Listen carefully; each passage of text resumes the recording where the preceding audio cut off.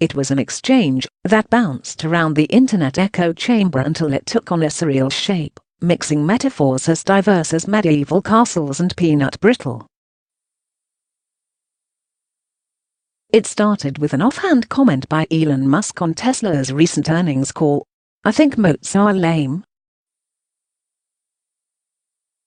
What matters is the pace of innovation." Musk was not referring to a water-filled ditch, but rather to a Warren Buffett-coined business term that describes a competitive advantage that protects a business against rivals. Buffett responded that moats were still valuable things, citing the example of Candies, which enjoys an unbreakably strong cult following. The mischievous Musk responded that he planned to start a candy company, and humorless pundits reacted in horror.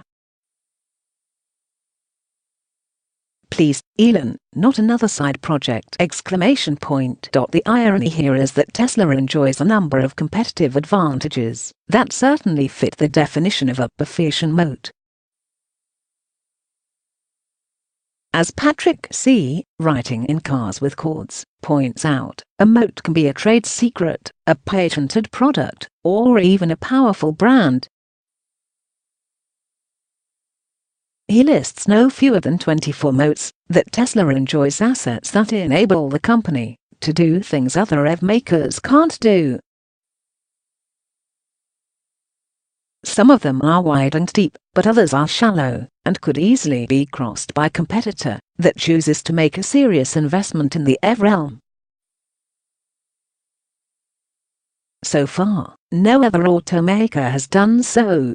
Tesla has been able to build a network of moats unmolested simply because the rival armies have been busy gorging on dinosaur carcasses far away. If and when the hordes do decide to lay siege to Tesla's electric castle, they will have to get over, under, or around several moats. Tesla's direct sales model, which is now legal in all but a handful of states, could prove to be a formidable moat. Buying a car from a traditional dealership is an unloved process that's often equated with going to the dentist. This is a moat that the legacy automakers cannot bridge, even if they wanted to. While they secretly might like to try direct sales, their dealers are a powerful group that can't be written out of the equation. While auto dealers may be unpopular with consumers, they're beloved in state governments. More than a few of them are state and federal lawmakers. Several of the laws that allow Tesla to sell direct were written specifically to exclude Tesla from the general prohibition on direct sales. The lack of dealerships gives Tesla a number of competitive advantages. It doesn't have to share the profit margin on its vehicles, and it has complete control of the customer experience.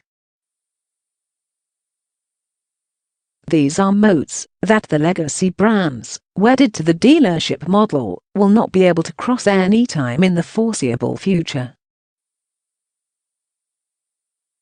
Tesla's connectivity features enable over-the-air updates, allowing the company to correct problems and even add new features remotely.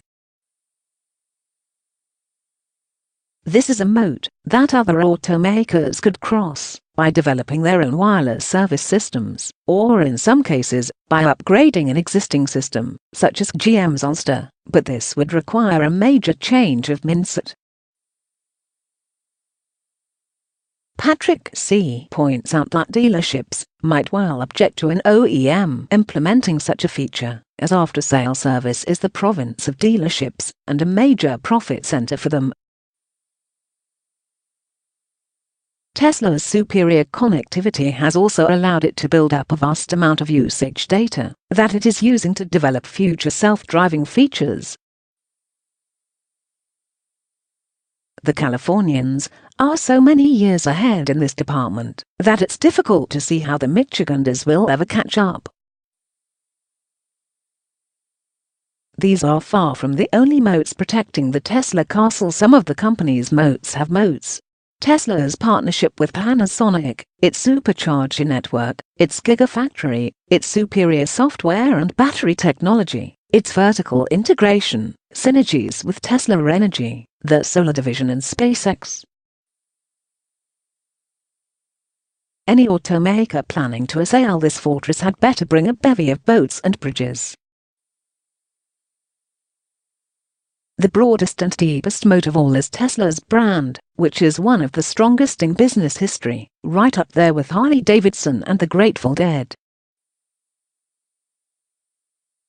The company's adherents are every bit as devoted as the most fervent lover of C's peanut brittle, and even people who wouldn't know an F from Ed have heard of Tesla. Every time another automaker unveils a new electric model, the first question any reviewer asks is, how does it compare to Tesla? As more automakers bring EVs to market, they will be playing the game on Tesla's court, writes Patrick C. The undisputed quality of Tesla's vehicles is only one reason that people are lining up to buy them. Patrick points out that people appreciate Musk and company's commitment. Tesla is not reluctantly making EVs just to meet a state mandate. They didn't recall and crush EVs from the late 90s.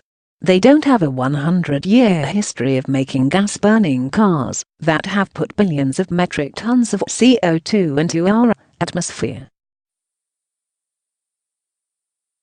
They haven't participated in a conspiracy to shut down public transportation.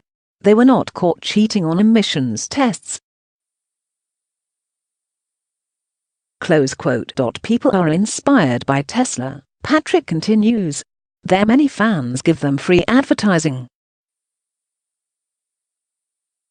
Fans make ad videos, write blogs, record Tesla podcasts and YouTube channels.